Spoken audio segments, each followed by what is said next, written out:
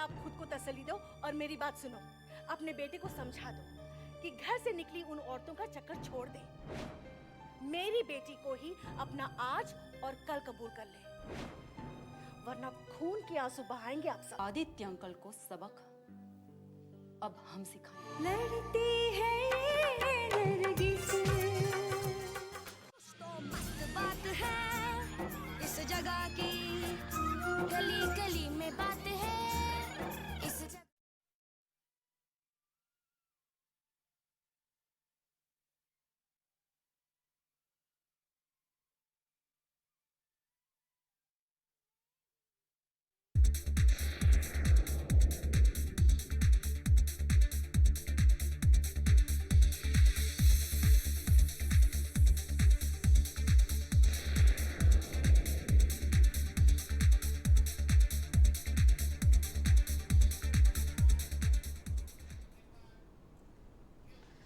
नमस्कार, स्वागत है आपका दूरदर्शन मध्य प्रदेश के लोकप्रिय कार्यक्रम कानूनी सलाह में। हर बार की तरह हम एक बार फिर हाजिर हैं आपके लिए एक नए विषय पर चर्चा लेकर।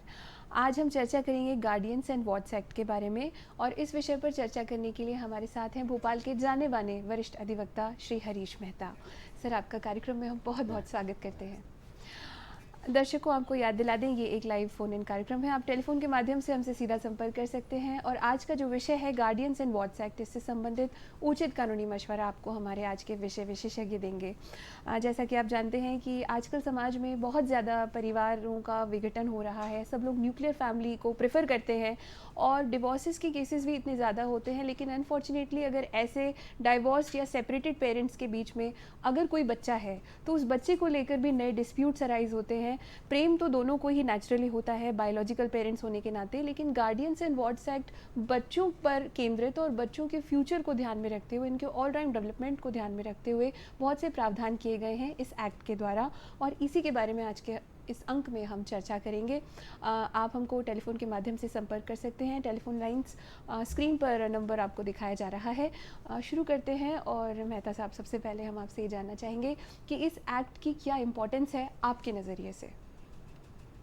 देखिए, मैं आपको बताऊं, ये एक्ट तो बहुत पुराना एक्ट है जी, लेकिन मैं आज ये कहूँगा कि आज समाज में जो विकृतियाँ और अपना परिवार सब टूट रहा है, जी, उस संबंध में इस एक्ट के बारे में लोगों को मालूम होना बहुत ज़रूरी है। क्योंकि बच्चे ही अपना आगे का भविष्य है। अगर बच्चे को हम एक अच्छा वातावरण, अच्छी पढ़ाई, अच्छी सोच के साथ बड़ा करते हैं, जी, और अगर माँ बाप ही अलग हो गए, परिवार ही अलग हो गए, तो वह बच्चा क्या करेगा? बिल्कुल, इसी की सोच के लिए याला एक्ट बनाया गया है। जी, और इस एक्ट में ये बात रखी गई है कि सबसे पहले इस एक्ट को करने में, और न्यायालय में भी कोई केस होता है जी, या कहीं पर भी मीडिएशन के माध्यम से कोई भी बात आती है, जी, तो सबसे पहले जो भी जहाँ भी ये काम हो रहा है, मतलब हम लोग भी कोर्ट के सामने जब भी एड्रेस करते हैं, हम ये सोच के बात करते हैं कि बच्चे का भविष्य, बच्चे का सर्वांगीण विकास, welfare of the child is very important consideration about this. और क्योंकि बच्चे ही हमारे देश के भविष्य हैं, और उनको एक अच्छा वातावरण मिलेगा, तो उसी बात के लिए, क्योंकि मियाँ बीवी का झगड़ा, पति पत्नी का झगड़ा, परिवार का झगड़ा, उसमें बच्चे क्यों पिसें? बिल्कुल सही तो बात। इसी को ध्यान में रखते हुए न्यायालय, कोर्ट और सुप्रीम कोर्ट जी, ने ये सारा एक ऐसा एक नए परिप्रेक्ष्य में अपने मार्गदर्शन दिए हैं, निर्देशन दिए हैं, उसका सभी लोग पालन कर रहे हैं। जी, जी, जी। कुछ ऑनरेबल सुप्रीम कोर्ट के ऐसे जजमेंट्स भी आए हैं जिसमें बच्चों को नेशनल प्रॉपर्टी कहकर संबोधित किया गया है, और बच्चे हमारे देश के भावी नागरिक हैं, और पेरेंट्स को अगर आपस में डिस्प्यूट भी होता है, उनके बीच में नहीं भी बनती, तो भी एक इंडिविजुअल होने के नाते अगर बच्चे को उनके अधिकारों पर केंद्रित होकर अपने फैसले भी लिए जाएं, तो वो एक पीसफुल आउटकम लेकर आता है। और इसके साथ ही सर, क्योंकि आपका इतना इलस्ट्रस एक्सपीरियंस रहा है, आप ऑनरेबल सुप्रीम कोर्ट में भी और ऑनरेबल हाई कोर्ट में भी आप आर्ग्यू करते हैं, केसेस को एडवोकेट करते हैं, आप क्या पाते हैं, क्या पेरेंट्स सच में ये समझ पाते हैं कि बच्चों के लिए उनको कुछ फैसले अपनी प्रायोरिटी हटा के बच्चों को प्रायोरिटाइज करके करना चाहिए? और क्या गार्डियंस एंड वार्ड्स एक्ट के केसेस बढ़ रहे हैं डिवोर्स की बराबरी से? मैं ये कहूँगा कि आज ये केसेस बढ़ रहे हैं। बढ़ रहे हैं, ये बहुत अफसोसजनक है। हाँ, ये अफसोसजनक है। हाँ पर मैं आपको इतना भी कहूँगा जी।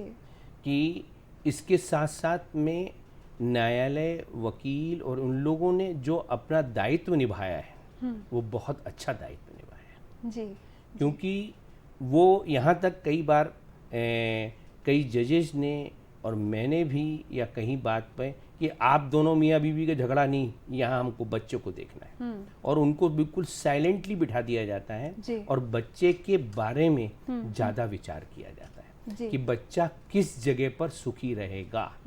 और यहाँ तक कई बार में यही बात आई है कि ना हम आपको देंगे ना उसको देंगे, बच्चा हमारी संपत्ति है, देश की संपत्ति है, जी। इसके लिए हमारे पास डेवलपमेंट करने के पास बहुत सारे जरिए तरीके हैं। हैं। हम आपके झगड़ों में इनका भविष्य नहीं बिगाड़ेंगे। तो सबसे पहले दोनों परिवार को देखिए, नॉर्मली माँ और बाप दोनों को अपने बच्चे पर पूरा पूरा प्यार होता है। एक तरफ माँ उसका पालन पोषण करती है तो पिता उसके भरण पोषण की व्यवस्था करता है जी। उसकी देख रेख की व्यवस्था करता है, उसका गार्ड रहता है, सब कुछ है। इन सारी बातों को लेकर कहीं ये सारा फैसला किया जाता है अदालत में। इसके संबंध में अभी आप जो भी मेरे से आगे चर्चा करना चाहें जी, कि ये किस प्रकार से कैसे रिलीफ मिलता है, कैसे इन झगड़ों को अपन सुलझा सकते हैं, जी। उस बारे में अदालत बहुत अच्छा कार्य कर रही है। जी, जी, और बेशक। मैं ये कहूँगा कि परिवार न्यायालय, कुटुंब न्यायालय जो बना है और जिस उद्देश्य को लेकर बना है उसके संबंध में आज बहुत अच्छी तरह से कार्य किया जा रहा है। मानता हूँ कि मुकदमे ज़्यादा हैं, झगड़े ज़्यादा हैं, फिर भी ऐसा नहीं है कि हम आज अंग्रेज हो गए हैं। हम आज भी हिंदू हैं जी। और हिंदू सभ्यताओं में, हिंदू संस्कृतियों में हम जी रहे हैं। मुस्लिम्स के जो मामले हैं उसमें भी ये गार्जियंस एंड वार्ड एक्ट लागू होता है जी। और उसमें भी आप मान के चलिए कि किस प्रकार से बच्चे के प्रति किस प्रकार से लड़ते हैं माँ बाप और कितना प्यार है, कभी कभी ये भी देखने को मिलता है। जी जी, आप ऐसी जगह होते हैं कि एक्सट्रीम और इंटेंस इमोशंस एग्जिबिट होते हैं ऑनरेबल कोर्ट में। मैं आपको ये कह सकता हूँ, वो केस बहुत लंबा हो जाएगा बताने के लिए जी। कि एक केस में बच्चे को अलग किया जा रहा था, हाँ। बाप से और माँ के पास जा रहा था। हाँ। क्योंकि वो केस ऐसा हो गया था और जो लड़की थी वो अपने बाप से इतनी ज़्यादा अटैच थी। उस पूरे केस का जब फैसला हो रहा था, क्योंकि सब सोच लिया था कि माँ को ही दे दिया जाए, माँ को ही दे दिया जाए, तो उसका बाप जो रो रहा था उसके साथ साथ में मैं ये कहूँगा कि मेरे आँख में भी आंसू आ गए थे और मेरा पूरा चैम्बर, वो सब लोग, मतलब उसको जो वो विदा कर रहा था, अपनी बेटी को जब वो विदा कर रहा था, वो सीन देखने लायक था। कभी कभी अपन पिक्चरों में देखते हैं पर हमने वो सामने देखा है। जी। तो ऐसी स्थितियां ना हो और मैं नहीं चाहता हूं कि अपने समाज में बच्चों को लेकर झगड़े हों और बच्चों का भविष्य खराब किया जाए। जी। बच्चे का भविष्य बहुत बहुत सर्वोपरि है। आपसे हम आगे सॉल्यूशंस के बारे में भी बात करेंगे, लेकिन सबसे पहले आपसे ये जानना चाहेंगे कि कंप्लेंट्स किस तरह लोग करते हैं, कहाँ से इन सारे डिस्प्यूट्स की शुरुआत होती है, क्या प्रावधान है? डिस्प्यूट की शुरुआत ये होती है कि बच्चा, हस्बैंड वाइफ जब रहते हैं साथ में, जब उन लोग अलग होते हैं तो बच्चा कभी हस्बैंड अपने पास रख लेता है, कभी जो है वाइफ अपने पास रख लेती है। आपको इंटरप्ट करूंगी, एक फ़ोन कॉल हम ले लें? हाँ, ले लें। हमारे साथ नंद स्वरूप मिश्रा जी, हमारे रेगुलर व्यूअर हैं, उनका फ़ोन हमारे पास आया है। हेलो। हाँ, नमस्कार सर, मैं नंद स्वरूप मिश्रा, बाराबंकी, उत्तर प्रदेश। तो मैं जानना चाहता हूँ कि कभी कभी जो पत्नियों के बीच में झगड़े हो जाते हैं, जो छोटा बच्चा होता है वो कच्चे घड़े की तरह होता है, कोरा कागज होता है, तो उसको पढ़ाई लिखाई से भविष्य का सवाल होता है। तो ऐसी दशा में जो है बच्चा किसके साथ रहना चाहिए? कभी कभी ऐसा होता है कि पत्नी कमाने योग्य होती है, पति कुछ नहीं करता, पति कमाने योग्य, पत्नी को लेकर किसके साथ उसको रहना चाहिए? जी, बहुत अच्छा सवाल किया आपने। बच्चे को किसके साथ रहना चाहिए, पहले तो अपन यही देख लें कि दोनों के साथ रहना चाहिए। सही बात पहले है। तो अपन ये सोचे कि नहीं रहे, लेकिन हाँ परिस्थितियाँ ऐसी हो गई कि अलग अलग रहना है। तो बच्चे का भविष्य देखना है, क्योंकि अगर वो पति के पास है तो पति का आचरण अच्छा नहीं है, शराब पीता है, गाली बकता है, तो ऐसी स्थिति में पति के पास, भले उसके पास वो पैसा कमाता है, सब कुछ करता है, तो वहाँ रखना उस बच्चे के डेवलपमेंट के लिए थोड़ा सा अच्छा नहीं रहता। इसके बाद अगर पत्नी कमा रही है, अच्छा वातावरण है, अच्छी पढ़ी लिखी है, तो बच्चा उसके पास रहना रहता है। इसी चीज़ को डिसाइड करने के लिए कोर्ट के सामने ये सारी वस्तु स्थिति आती हैं और कोर्ट उसको इस प्रकार से एनालिसिस करता है कि बच्चे का भविष्य कहाँ अच्छा है। दोनों को सुनती है, दोनों के बारे में बात करती है और दोनों किस प्रकार के हैं और दोनों एक दूसरे के ऊपर किस प्रकार का लांछन लगा रहे हैं और उसका प्रभाव बच्चे पर कितना पड़ रहा है, बच्चे को कैसा रहना चाहिए। इवन क्योंकि बच्चा अपनी देश की संपत्ति है, अपनी संपत्ति है वो, तो उसको देखते हुए ये डिसीजंस किए जाते हैं। कभी बच्चा माँ को भी दे दिया जाता है, कभी पिताजी को भी दे दिया जाता है। ये हर केस की परिस्थितियों के आधार पर डिपेंड करता है। हर केस की कहानी अलग होती है, हर पेरेंट अलग होता है और person to person, case to case, background to background and झगड़े की इंटेंसिटी को देखते हुए ये फैसला लिया जा सकता है। ये था आपके क्वेश्चन का आंसर।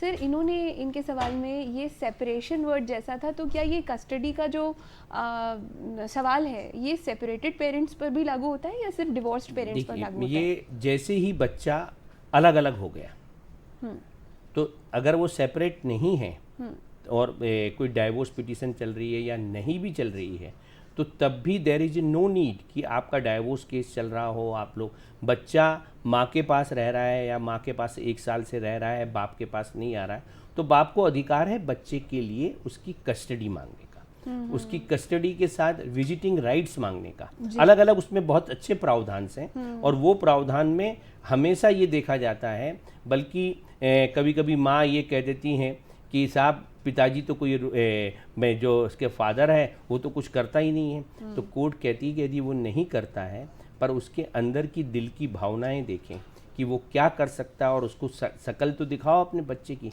कई जगह बच्चे को मिलाने के बारे में भी बहुत बड़ा झगड़ा होता है, तो वो कोर्ट उस संबंध में खुद विचार करके याली बात करती हैं। मेरे सामने एक ऐसा मामला था जिसमें हमारे एक प्रिसाइडिंग जज थी, लेडी जज थी, उसने 2 बच्चे थे, एक लड़की माँ के पास थी, लड़का जो था पिताजी के पास था।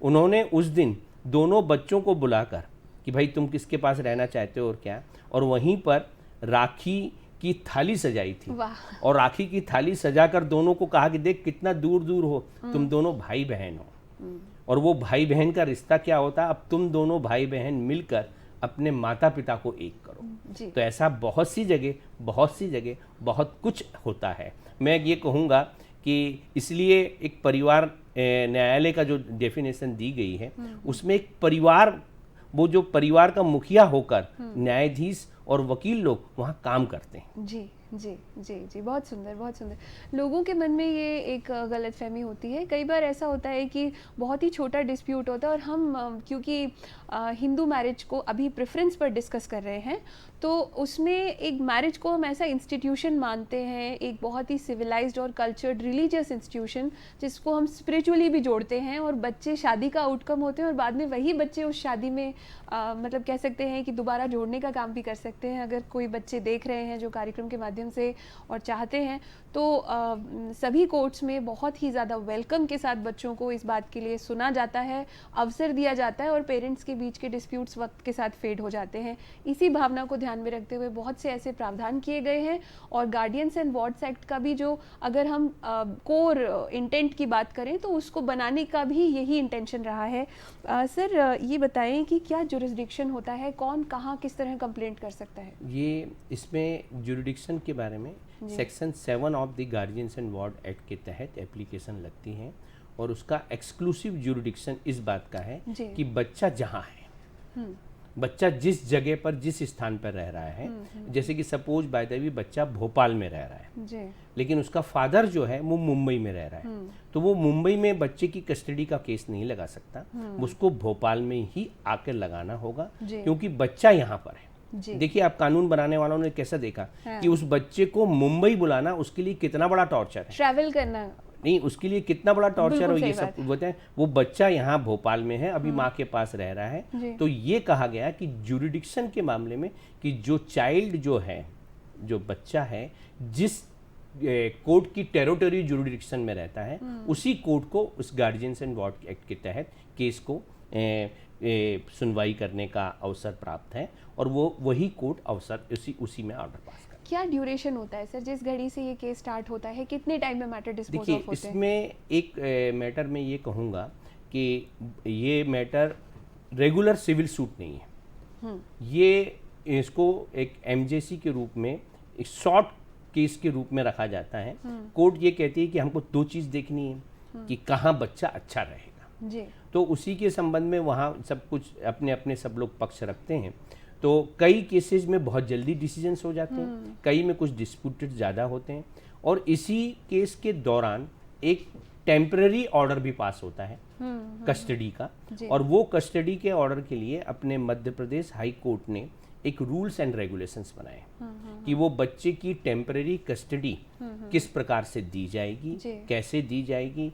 जैसे सैटरडे संडे है, या सैटरडे को है या संडे को 1 घंटे के लिए देना है, या 2 घंटे के लिए देना है, या वार त्यौहार में बच्चे को उसके पिताजी के पास भेजना है, उसके माताजी के पास भेजना है। तो इन सारी सरकमस्टांसेस को देखते हुए पहले बच्चे को खुद कोर्ट बुलाती है, और कोर्ट एग्जामिन करती है उस बच्चे को कि बच्चा कैसा है, उसकी क्या स्थिति है, उसकी विलिंग पावर क्या है, उसको अलग से ले जाकर उससे बातचीत की जाती है कि तुम क्या चाहते हो, किसके साथ रहना चाहते हो। कभी कभी बच्चा इतना कहता है कि साहब मुझे मम्मी भी अच्छी लगती और पापा भी अच्छे लगते हैं, तो कोर्ट को सोचने में वाले लगता है कि अब क्या किया जाए। तो सारी परिस्थितियाँ ऐसी होती हैं। जी जी जी जी। तो टेम्पररी भी कस्टडी जो है वो मिलती है, और वो टेम्पररी कस्टडी में बच्चा, क्योंकि इम्पॉर्टेंट ये है कि वो माँ बाप से दोनों से दूर ना हो, परिवार से दूर ना हो। मैं ये कहूँगा कि परिवार में दादा दादी नाना नानी का भी एक बच्चे के परवरिश के लिए एक बहुत बड़ा रोल होता है, और वो रोल भी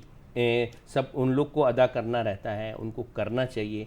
कुछ आज अपन इसमें कमी देख रहे हैं, इसलिए कहते हैं कि बच्चे कब बड़े हो जाते हैं, अगर घर में बुजुर्ग हैं तो बच्चे कब बड़े हो जाते हैं किसी को पता नहीं चलता। जी जी जी।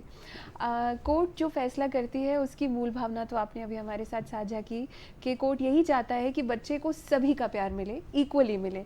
लेकिन कोर्ट जब फाइनल फैसले करती है तो मेरा आपसे ये जानना है कि कोर्ट ऐसे कौन से स्टैंडर्ड सेट हैं जिन पर कोर्ट ध्यान देती है फाइनल वर्डिक्ट के पहले, कि जिसमें वो कंडक्ट है या बच्चे का जेंडर है या एज है या व्हाटएवर जो भी है, तो उस पर थोड़ा सा आप जानकारी दें। इसमें देखिए, सबसे पहले कि आज के ज़माने में उसको यदि देखें कि बच्चे का डेवलपमेंट होना है तो सबसे पहले एजुकेशन है।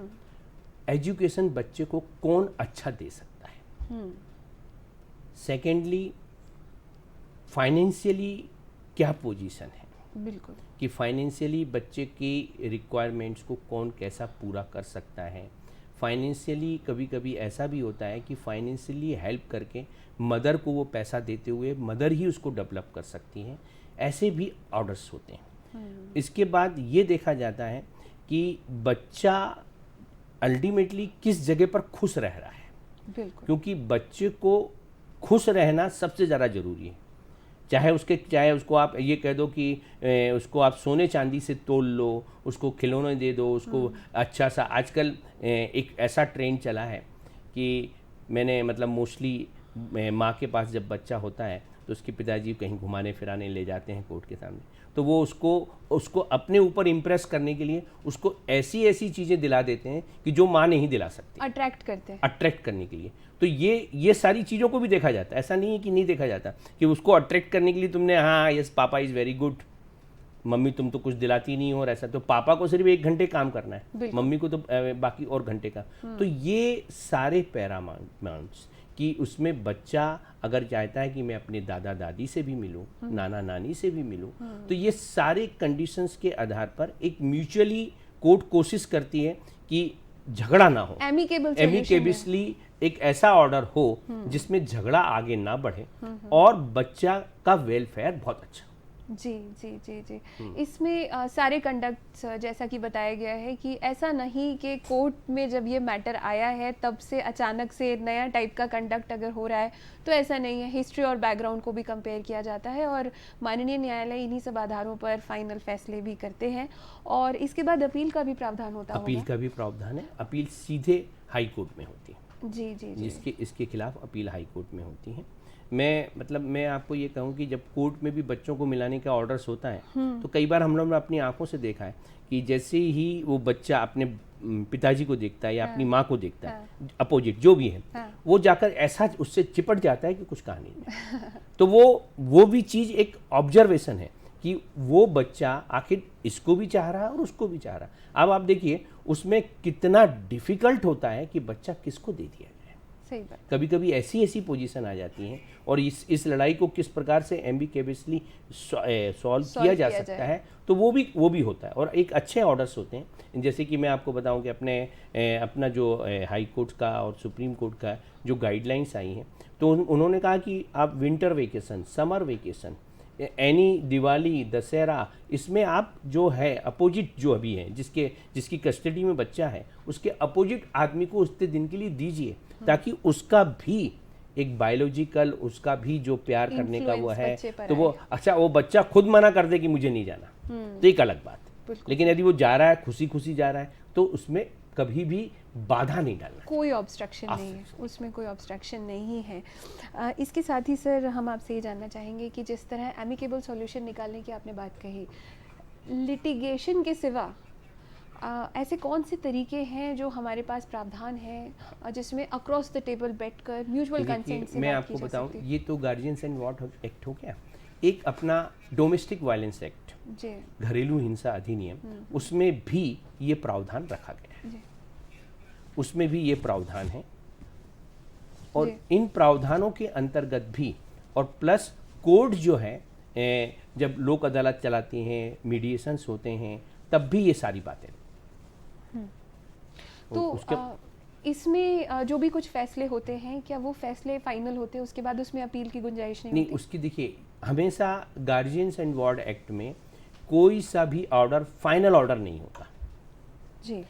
सर्कमस्टांसेस चेंज होने पर उसको अगेन अपोजिट पार्टी या दूसरी पार्टी उसको कोर्ट में फिर से अपेयर हो सकती है। कैसे कि एक बच्चे की कस्टडी आपने माँ को दे दी या पिताजी को दे दी, पर वो कस्टडी जब कोर्ट का ऑर्डर मिल गया और कोर्ट का ऑर्डर मिल जाने के बाद उसने कहा अब तो मैं राजा हो गया, जी, जिसको उसकी उस वक्त ड्यूटी है कि उस बच्चे को बराबर रखे। और अगर वो बच्चे को ठीक से नहीं रख रहा है, अपने यहाँ रख लिया, एक मेड सर्वेंट रख ली और वो उसको देख रहा है, सब कुछ कर रहा है, कोई नहीं, वो खुद जाकर कहीं दूसरी जगह नौकरी कर रहा है और ऐसा कर रहा है, तो ऐसी सारी परिस्थितियों को चेंज सर्कमस्टांसेज में अगेन एप्लीकेशन फाइल हो सकती है।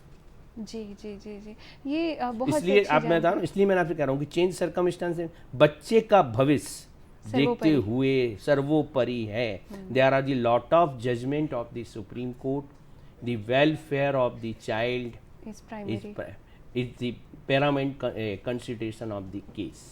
हम कुछ और नहीं देखेंगे, आप लोग खूब लड़ो, जितना लड़ना, बच्चे के लिए नहीं कोई कंसिडर होगा।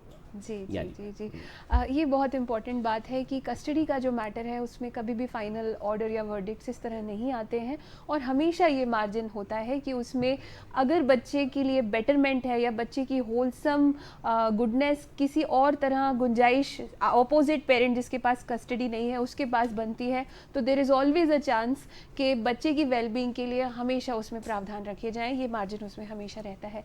सर, हम संक्षेप में आपसे जानना चाहेंगे, एज अ मैसेज आप क्या कहना चाहेंगे हमारे सभी व्यूअर्स को आज के इस विषय से संबंधित? मैं सबसे पहले ये मैसेज करना चाहूँगा कि बच्चे की कस्टडी का केस कभी भी बाहर ना जाए घर से, ना अदालत में जाए, ना कहीं जाए। जी।